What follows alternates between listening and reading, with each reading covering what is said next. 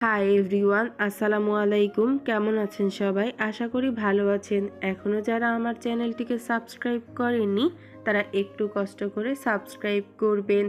এখন চলুন বেশি কথা না বাড়িয়ে গল্পে ফেরা যাক। এত বছর পর নিজের রুমটা আশ্চর্যজনিত নয়নে দেখছে আবির। সেই পরিচিত ঘ্রাণ, যেখানে সে নিজের জীবনের 12টা বছর কাটিয়েছিল। যেই রুমটা ছিল তার একান্ত ব্যক্তিগত, আজও তাই আছে। একটা জিনিসও এদিক সেদিক হতে দেননি আবিরের মা মালিহা খান। এমনকি রুমে বছরের পর বছর তালা দিয়ে রেখেছেন তিনি। যখনই ছেলের কথা মনে হতো ছেলের রুমে এসে নীরবে কেঁদে যেতেন, যেন কেউ বুঝতে না পারে। আবির রুমে ঢুকে লাগেজ খুলে নিজের পরনের টি শার্ট হাতে শাওয়ার নিতে চলে যায়। শাওয়ার শেষে বের হলেন একটা কফি কালার টি শার্ট আর একটা ট্রাউজার পরে হাতের টাওয়েল নিয়ে মাথার চুল মুছতে মুছতে। খাটে বসে আছে তানবীর, লাগেজ নিয়ে এসে রুমেই বসে আছে সে। তানবীরকে দেখে আবির জিজ্ঞেস করে, কি হলো, কিছু বলবি? তানবীর মুচকি হেসে জিজ্ঞেস করে, আচ্ছা ভাইয়া, ওই লাগেজটা ধরতে দিলে না কেন? কি আছে ওইটাতে? আবিরের চক্ষুদয়ে উদ্বেগ স্পষ্ট। জল শক্ত করে উত্তর দিল, এটাতে আমার পার্সোনাল কিছু জিনিস আছে।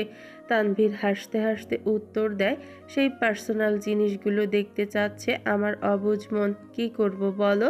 স্বভাব সুলভ গম্ভীর কণ্ঠে উত্তর দিল আবির, কাউকে দেখানোর জিনিস, আশা করি পার্সোনাল হবে না। তানভীর ভাইয়ের আপত্তি স্বর বুঝতে পেরে এই বিষয়ে আর কিছু বলল না, শুধু জিজ্ঞেস করলো, বিকালে কি বের হবে? আবির উপর নিচ মাথা নেড়ে হ্যাঁ সূচক সম্মতি জানায়। তানবীর কথা না বাড়িয়ে চুপচাপ বিদায় নেয় রুম থেকে।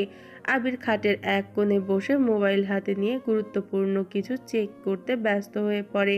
মেঘ নিজের রুমে ঢুকে শপিং ব্যাগগুলো খুলে 3টা ড্রেস বের করলো। 3টা জামাই অসাধারণ সুন্দর, 2টা গ্রাউন্ড ড্রেস আর একটা গর্জিয়াস কাজের 3 পিস।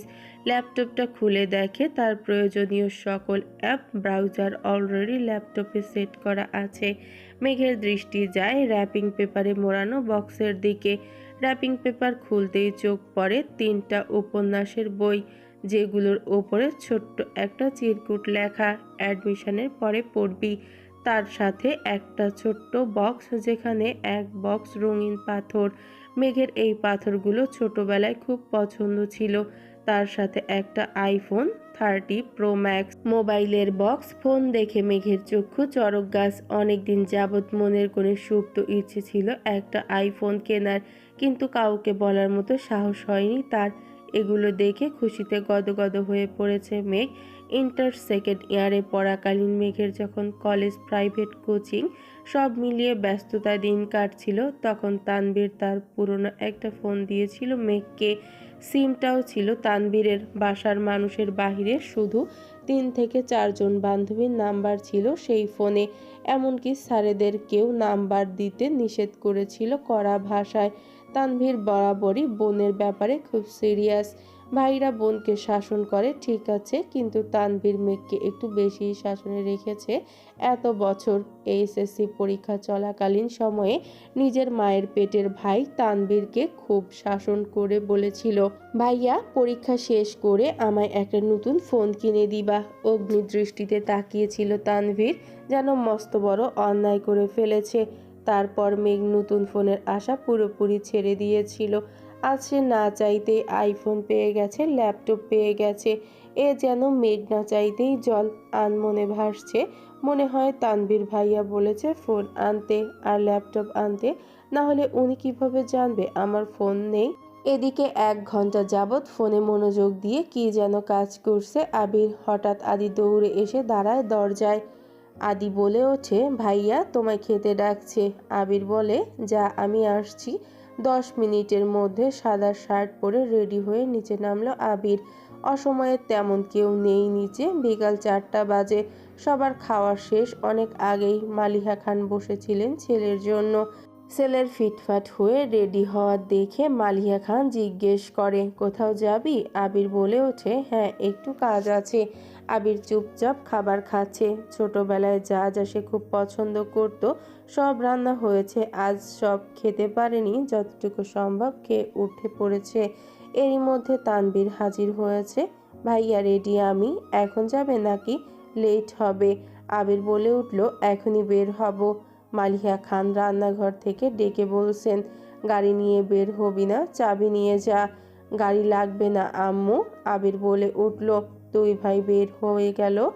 যৌথ পরিবারগুলো সবচেয়ে আনন্দময় সময় হলো সন্ধ্যাবেলা। বাড়ির সকলে মিলে হইচই করে বিকালের নাস্তা খাওয়া, একটু টিভি দেখা, খেলাধুলা করা, আড্ডা দেওয়া। সমস্যা শুধু বড় ভাই তানভীর সবসময় মেয়েকে চোখে চোখে রাখে। কি করছে কি না করছে, কখন খাচ্ছে, পড়াশোনা করছে কি না, এ সব কিছু দেখাই যেন তার একমাত্র কাজ। কিন্তু মিম আর আদিকে কোনো দিন একটা ধমক পর্যন্ত দেয়নি তানভীর। এ কেমন দুমুখ ব্যবহার! তানভীর যতক্ষণ বাসার বাহিরে থাকে মেঘ ততক্ষণ মুক্ত স্বাধীন। তানভীর বাসায় না থাকায় তিন ভাই বোন মিলে ছোটাছুটি করছে। মেঘ যা বলে ছোট দুইটা তাই করে। মেঘ আর আবিরের এখনো দেখা হয়নি। মেঘ কোচিং থেকে এসে রুমে যে ঢুকেছিল তার গিফট নিয়ে ব্যস্ততার কারণে সবেমাত্র রুম থেকে নিচে এসেছে। অন্যদিকে আবির বাসা থেকে চলে গেছে আরো 2 ঘন্টা আগে। মেঘ, মিম আর আদির ছোটাছুটি শেষ হয় বড় আব্বু জনাব আলী আহমেদ খানের বাসায় প্রবেশ দেখে। আলী আহমেদ খান বাসায় ঢুকতে ঢুকতে নিজের স্ত্রী মালিহা খানকে জিজ্ঞেস করলেন, আবির কোথায়? মালিহা খান উত্তরে বললেন, ও তো তানভীরকে নিয়ে বাহিরে বের হয়ে গেল, বলল কি যেন কাজ আছে। আলী আহমেদ খান সোফায় বসতে বসতে মেঘের দিকে তাকিয়ে প্রশ্ন করলেন, পড়াশোনার কি অবস্থা আম্মু? মেঘ শান্ত স্বরে উত্তর করল, আলহামদুলিল্লাহ ভালো বড় আব্বু। তবে তবে কি?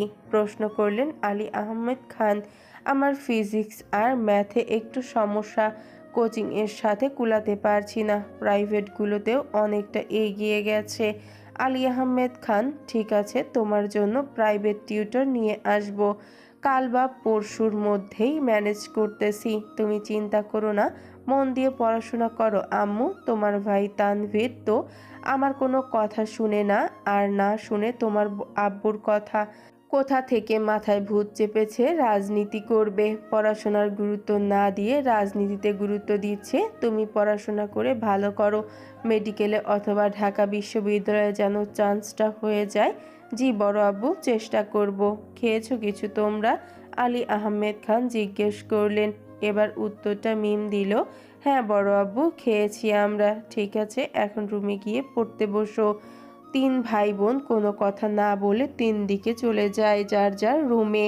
রাত 9টায় বাড়িতে ঢুকে আবির আর তানভীর। খাবার টেবিলে বসেছেন 3 ভাই আর আদি। মিম, মেঘ কেউ নেই। রাত 9টায় বাড়িতে ঢুকে আবির আর তানভীর খাবার টেবিলে খেতে বসেছেন 3 ভাই আর আদি। মিম, মেঘ কেউ নেই। রান্নাঘরে 3 জা খাবার রেডি করছেন। বিকেলে আবির সাদা শার্ট পরে বেরিয়েছিল। সাদা শার্টের 2-3 জায়গায় একটু একটু রক্ত লেগে আছে, আর আবিরের হাতে 3টা ওয়ান টাইম ব্যান্ডেজ লাগানো। নজরে পড়ে ইকবাল খানের। কি রে আবির, তোর হাতে কি হয়েছে? শার্টেই বা দাগ কিসের?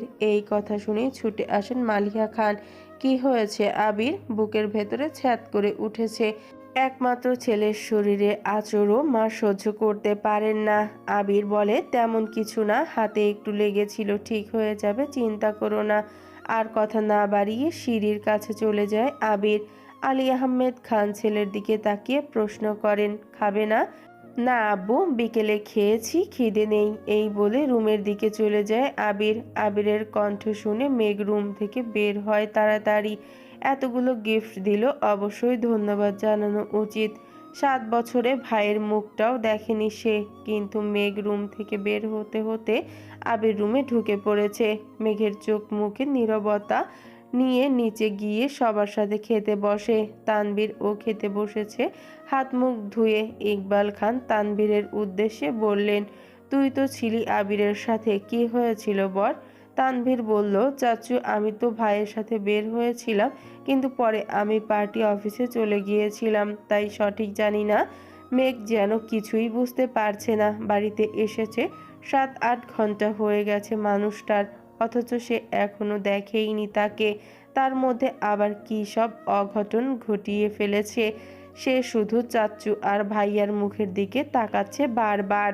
আলী আহমেদ খান গম্ভীর স্বরে তানভীরকে বললেন, সে তো তোমার ভাই, কম বন্ধু বেশি। তাকে বলে দিও কোনো প্রকার মারপিট আর রাজনীতিতে যেন না জড়ায়। আর এটাও বলে দিও তাকে, তার বয়সটা কিন্তু আমি পার করে এসেছি। তাকে দেশে এনেছি মারপিট করার জন্য না, আমাদের ব্যবসার হাল ধরার জন্য।